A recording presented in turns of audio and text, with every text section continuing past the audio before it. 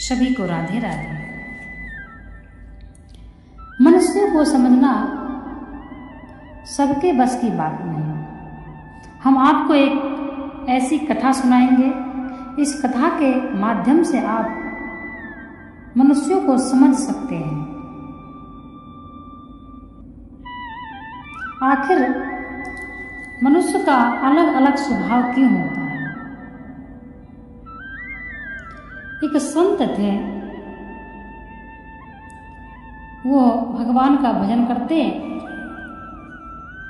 और जब इच्छा करती तो थोड़ा भ्रमण भी करते थे। एक दिन संत को भूख लगी तो साधु सोचने लगे, गांव में जाकर थोड़ा सा भोजन मांग लाता हूं और भोजन करके थोड़ा विश्राम कर लेता हूं। इसीलिए साधु महाराज निकल पड़े। एक गांव में पहुंचे। बड़ी बड़ी महल अटारियां, बड़े बड़े भवन देखकर साधु महाराज सोचे, मनुष्य कितना अच्छा है। साधु महाराज एक बहुत ही सुंदर महल में पहुंचे और थोड़ी सी भोजन की मांग की। उन्होंने मना कर दिया, हमारे पास भोजन नहीं है, आप कहीं बाहर जाइए, कहीं और से मांगिए। साधु महाराज कई घरों में मांगे लेकिन किसी ने उनको भोजन नहीं दिया। तब साधु महाराज एक वृक्ष के नीचे बैठकर बड़े आश्चर्य में पड़ गए। इतना बड़ा महल, इतनी अट्टारियां महल, इतना सब कुछ है, फिर भी जरा सा मुझे भोजन क्यों नहीं दिया, आखिर क्या कारण है। और वह सोच ही रहे थे कि वहां से एक दिव्य साधु निकले। उनके पास दिव्य शक्ति थी। वह उस संत को देखकर समझ गए आखिर क्या बात है। तब उन्होंने पहुंचे और बोले, क्या बात है, आप किस चिंता में बैठे हैं। तब वह साधु उस महान संत को देखकर उनको प्रणाम किया और बोले, हे दिव्य शक्ति, आप तो सब कुछ जानते हैं, आपको मैं क्या बताऊं।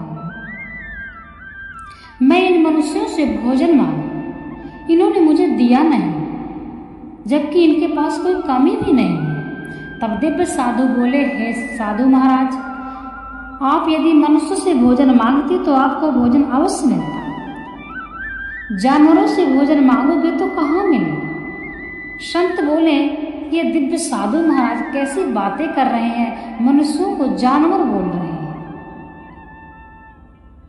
तब दिव्य साधु बोले, मैं आपको एक दिव्य चश्मा दे रहा हूं, जब आप इस चश्मे को लगाओगे तब आपको समझ में आ जाएगा। संत बोले, चश्मे को मैं बाद में लगाऊंगा, पहले आप बैठिए और मुझे समझाइए कि आपने इंसान को, मनुष्य को जानवर की पद्धति क्यों दी। तब दिव्य साधु बोले, हे संत, यह जो आपको मनुष्य दिखाई दे रहे हैं, ये अपनी पिछली योनि के, कोई कुत्ता है, कोई बिल्ली है, कोई सियार है, कोई बाघ है, कोई चीता है, कोई शेर है, कोई नेवला है, कोई सर्प है, कोई कौवा है, कोई गिद्ध है, कोई भैंस है, कोई बैल है, कोई बकरी है। इस प्रकार से ये पिछले जन्म की योनि के हैं और वही योनि का प्रभाव इनको अब तक है तो मनुष्य के रूप में, चाल तो मनुष्य का मढ़ा हुआ है, परंतु जो अंदर का हृदय है, जो इनकी अंदर की आदत है, आज भी वही पिछली है। जो कुत्ता था वो कुत्ते जैसी आदत कर रहा है, जो सर्प था वो सर्प जैसी आदत कर रहा है, प्रभाव नहीं गया है। यदि आप यह दिव्य चश्मा लगाएंगे तो आपको पता लग जाएगा कि मनुष्य के अंदर कौन बैठा है। संत उत्सुक हुए और बोले, ठीक है। उन्होंने साधु महाराज का चश्मा लिया और चश्मा लगाकर दिव्य संत को प्रणाम करके चल दिए। जैसे ही नगर के निकट पहुंचे तो उनको मनुष्य की जगह उसी गांव में कहीं कुत्ता दिख रहा, कहीं बिल्ली दिख रही, कहीं भेड़ दिख रहा, कहीं गधा दिख रहा, चीता, बाघ, शेर सब दिख रहे हैं। तब वह समझ गए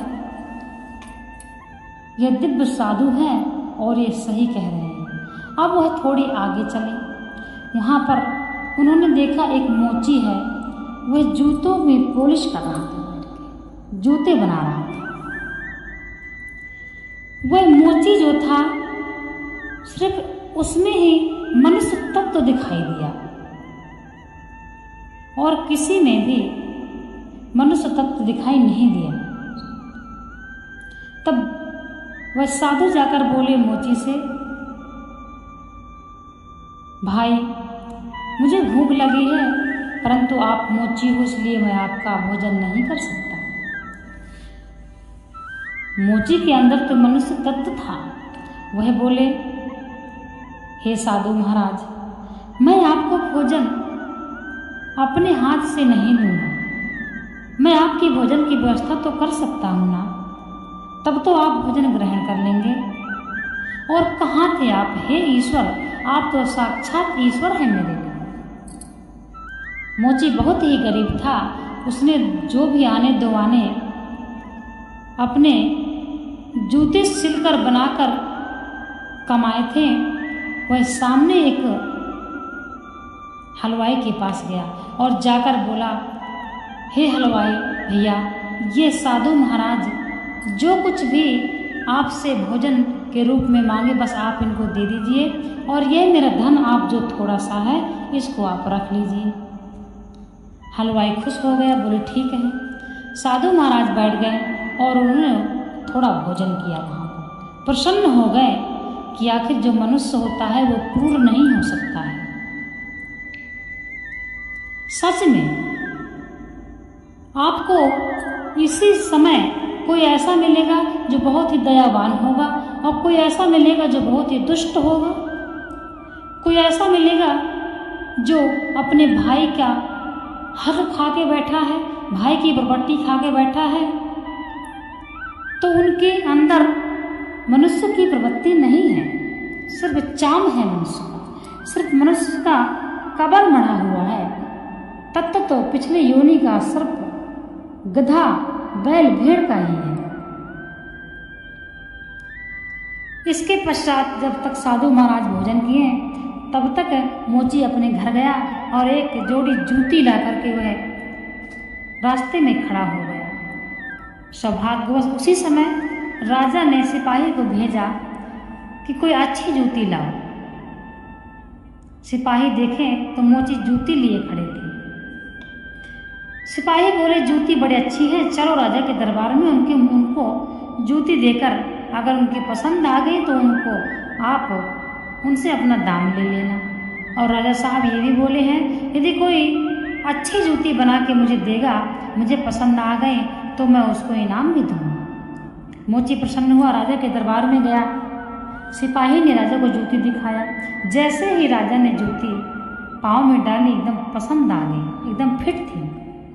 तब राजा बोले सिपाही से, अरे मोची को तो ले आते कम से कम।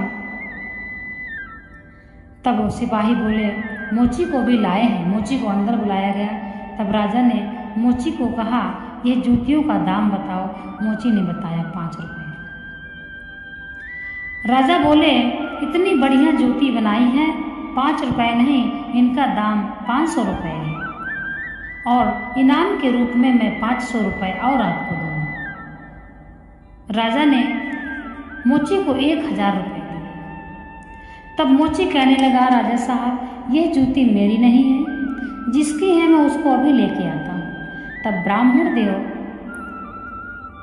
तब उसी समय मोची भगता हुआ उन जो साधु थे, ब्राह्मण देव थे, उन साधु के पास पहुंचा और उनको लेकर राजा के दरबार में खड़ा कर दिया। राजा साहब तो देखकर आश्चर्यचकित हो गए। आखिरकार ये साधु संत ब्राह्मण देव ये कब से जूता बेचने लग गए।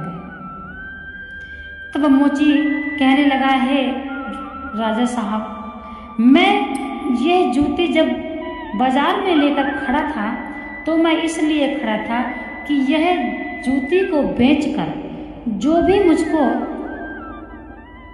10-5 रुपये दाम मिलेगा वह मैं साधु महाराज को दान करूंगा दक्षिणा के रूप में।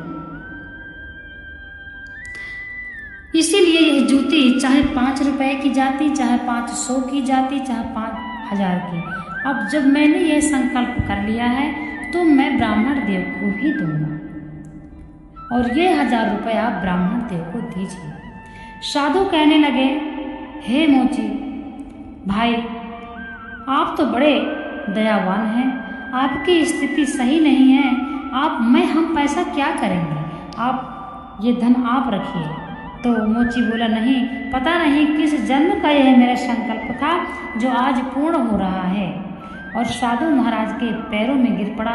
तब साधु महाराज ने अपने हृदय से उस मोची को आशीर्वाद दिया और बोले, इस गांव के अंदर सिर्फ आप ही मनुष्य हो और कोई नहीं।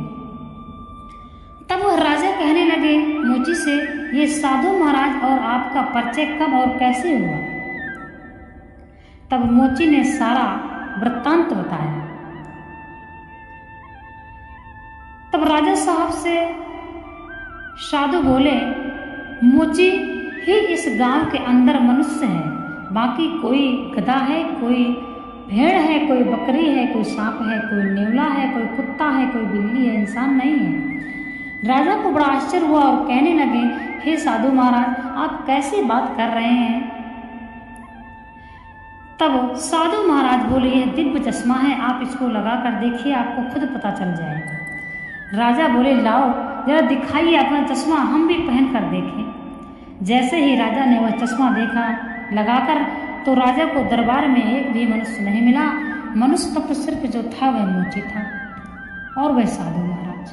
बाकी सब, कोई कुत्ता, कोई बिल्ली, कोई भेड़, कोई बकरी, कोई गधा, कोई सांप, कोई नेवला, सब राजा के दरबार में भरे पड़े।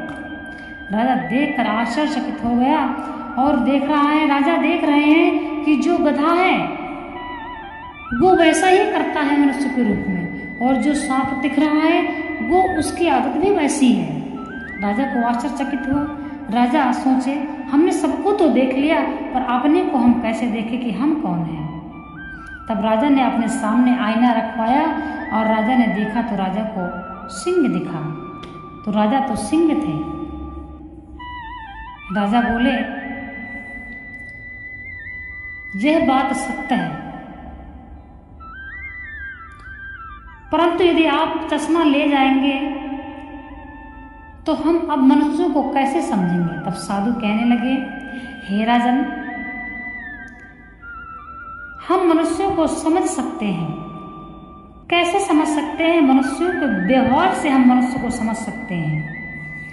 यदि कोई व्यक्ति अपने भाई का या किसी का धन खा के बैठा है तो ये समझिए कि वह पिछली योनि में सर्प था, क्योंकि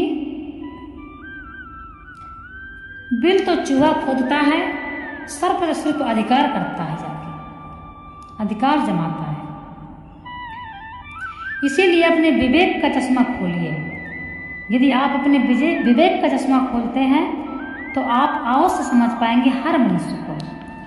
तो इस कहानी, इस कथा के माध्यम से यह समझाया गया है कि अपने दिमाग से भी हम समझ सकते हैं कि कौन मनुष्य पिछले जन्म में किस योनि में था और कौन से मनुष्य को किसकी